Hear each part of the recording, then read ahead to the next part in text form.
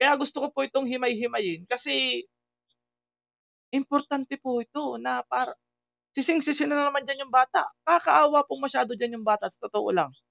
Oo, para siyang sinakloban ng ano, sinakloban ng lahat ng basahan sa buong mundo pagsamasamahin parang sumaklob sa kanya. Hamakin niyo po yun. Wala man lang tayong marinig na sorry, kahit kakaperanggot na sorry, wala tayong marinig kay Tekjun dito. Okay.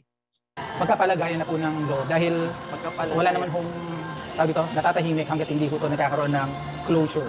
Tama? Ayan, 'di ba? Sabi ko nga sa inyo, ang intention po talaga niyan ay closure. Hindi po sisihan, ha? Hindi po sisihan ang pinakang objective niyan. Ang pinakang objective niyang live na 'yan dapat ay closure, hindi sisihan. Okay? Hindi po sisihan. O, nagkakaintindihan? Parang sa ano lang to, The Prodigal Son. Yan. Anong Oh, parang sa ano lang daw, parang sa The Prodigal Son. Okay? Tingnan natin. Bakit nabanggit ni Dave yung Prodigal Son? The Prodigal Son? Yung kwento nila to, na yung anak to, Suwail. Suwail. Oo. O, yung Prodigal Son, merong suwail na anak at merong isang ama na mapagmahal. Okay? So, kung nire-recognize ni Dave na siya ay prodigal son, dapat i-recognize din ni Tekram na siya yung mapagmahal na ama na handang tanggapin yung kanyang anak at walang isinusumbat. Kasi kung inaamin ni Dave yun na nagkamali siya kung sa anumang banda yun, saan siya nagkamali, kasi sa lahat naman ng statement niya ay inamin naman na Ramil. Siguro may ibang side. O siguro dun sa hindi pagpapaalam or medyo naging matigas ang ulo niya, yun siguro yun. Naging suwail siya doon. Hindi ko po binabalda yung mga naibitawan nating salita dati na mga accusations ni Dave, yun po lahat ay totoo, yung accusations ni Dave. Kasi yun po ay totoo dahil inamin ni Ramil. Naghihingi po siya ng apologize dyan at inaamin niya na siya ay prodigal son kasi umalis siya, tumakas, iniwan niya yung kanyang magulang as a prodigal son. Pero dapat ma-recognize din sana ni Tekram or ni Tekjun na kung merong prodigal son, dapat merong isang ama na mapagmahal. Sa panong paraan? Walang panunumbat. Yun ang isang amang mapagmahal. Bibihisan ka, hindi sa'yo hahanapin kung ano pa man yung hahanapin, hindi na questionin kung ano man yung mga ginawa mo. Tatanggapin ka ng walang kondisyon. Okay? Kasi, saludo kay Dave, inamin niya na siya ay prodigal son. Pero sana, si Tekjun or si Tekram, kayo yung ama na magmamahal na walang kondisyon. Okay? Walang maraming tanong. At walang maraming sisi at sumbat. Okay? Sana ganon. Kasi si Dave, nagpakababa na dyan para sa closure. Tingnan natin kung meron tayong makikita man lang kahit kunting ano man lang kay Dave na, di ba, pampalubag-loob man lang sana ni Dave. Tingnan natin kung meron. Yun to, syempre, kahit gano'n pa makasalanan, pinatawad pa rin po ng ama. Based po sa ano.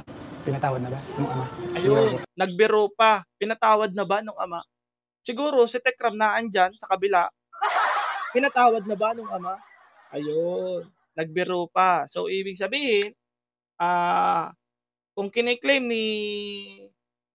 ni Dave na siya yung prodigal son, mali yun, baldado na yun. Kasi kung may prodigal son nga, merong isang amang mapagpatawad at hindi nanunumbat. Ibig sabihin, walang prodigal son dyan. Walang prodigal son dyan. Kasi yung prodigal son, merong ama na mapagpatawad. Although dinadaan po niya sa biro, pero lahat po yan ay sa aking observation, puro sisi po ang nangyari po dyan kay Dave. Puro sisi at masama pa rin si Dave. Sa bandang huli, si Dave pa rin talaga ang pinakang may sala. Si Dave lang ang mali. Okay? Yung mga issue na nangyari na about sa yung mga paratang ni Dave noong una, totoo po yun lahat. Totoo po yun. Pero hindi ibig sabihin na kaya siya nagsusorry dyan ay nagsinungaling siya. Hindi yon. Ang ibig sabihin po niyan, gusto po niya talaga na magkasundo na po sila. Pero lahat po yun ay totoo kasi nga humantong sa private lawyer, humantong sa lawyer. Lahat po ng accusations niya totoo. Usap ko po. Kaya napadaw kanina. Ayan, ano daw? Hindi ko lang paano ko simulan eh. Katekram, gaya ng sabi ko, mabilis lang po ito na live. Abangan Ayan, oh. Tech June, baka naman kung talagang closure po 'yan, kasi sabi po nung PAO, 'yan po ay closure, i-broadcast niyo sa mga tao na kayo ay magkasundo na, ang ine-expect po namin ay tapos na, tuldok na talaga, wala ng ano 'yan, wala ng madaming ano 'yan, tanong, wala ng madaming sumbat pa or sisi, dun sa bata, kasi 'yan ay closure na. Nagpaliwanagan na tayong matagal. Ilang buwan ang inabot, nakapagpaliwanag na kayo, nakapagpaliwanag rin yung side ng bata. Sobrang tagal na po niyan, wala ulit-ulit na lang po 'yan. Yan po ay closure na. Yan po ay closure na. Hindi na po diyan dapat nating i-entertain yung mga sumbatan at sisihan, kasi yan ay closure recommended ng PAW para matapos na, alang-alang dun sa bata.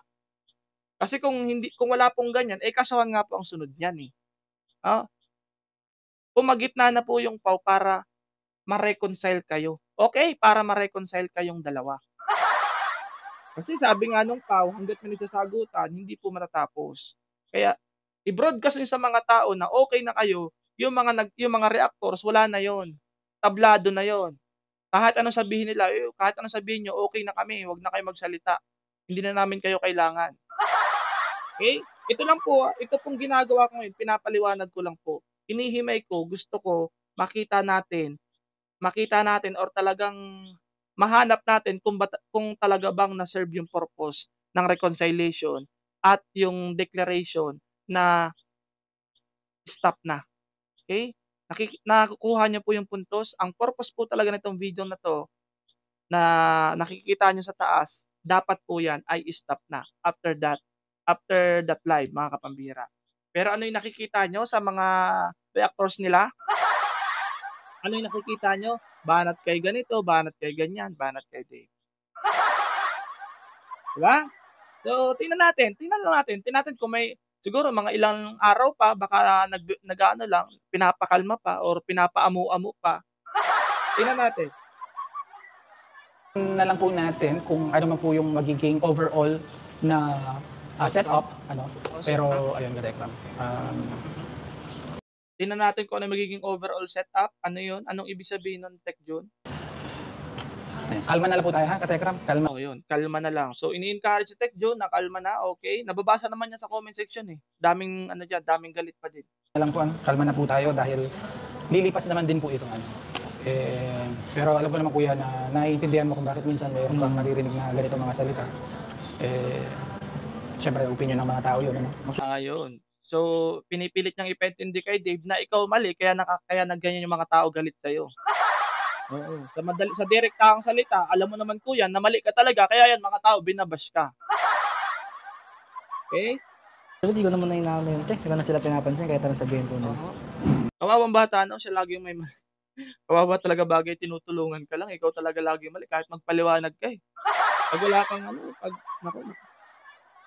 Ikaw talaga lagi mali, kahit magpaliwanag ka. Tinan niyo. Basta ako, nabubuhay lang ako, okay na buhay. At saka kung alam mo sa sarili mo may nagawa kang yun na naman. Kung alam mo sa sarili mo may nagawa kang mali, pagkakamali, harapin natin yung pagkakamali natin. Kasi there's no other way to be free unless we face our mistake. Unless harapin daw natin yung pagkakamali. Si Dave na naman yung pinapatungkulan doon. Hindi man lang tayo makarinig na kunting paramdaman lang kay Dave na, Dave, sorry. Wala man lang ganon. Wala man lang ganon. Ganyan ba talaga kayo magmahal? Wala man lang ganon na, Dave, alam mo naman, nagkamali ka din. Tapos ako, aminado rin ako, nagkamali din ako, napahiya ka namin. Kahit ganun man lang sana, Tech John. Wala man lang, puro sisi pa rin sa bata. Ang bihira yan. The more na itinatago ng tao yung kanyang pagkakamali, the more na nawawala yung kapayapaan sa loob mo. Okay, if I'll ask you, Sa loob mo, si Dave talaga yan. Si Dave talaga yung may pagkakamali lang dyan. Okay, sige, pagbigyan natin yan. Kawawa naman si Dave dyan. Aping-api na naman. Tingnan niyo po yung comment section. Aping-api na naman si Dave dyan. Kasi ganun yung tirada ni Tech John, eh. Si Dave lang yung may mali. Si Tech John, walang ginawang mali yan. Kala ko ba talaga closure na yan? naku. Sabagay, mahirap nga naman magpakumbaba. Hindi naman talaga madali magpakumbaba, Tek John, napakahirap nun. Pasensya na kasi baka sabihin naman binabanatan ko si Tek John. Hindi ko binabanatan. Hinahanap ko kasi yung purpose ng video na yan. Gusto ko makita yung purpose ng video na sinabi rin naman nila doon sa introduction para ma-stop na. Gusto ko mahanap yun eh, gusto ko mahanap. Okay. Mas payapa ba ang kalooban mo ngayon kumpara ng mga nakaraang Opo. buwan? Yes or no? Yes po.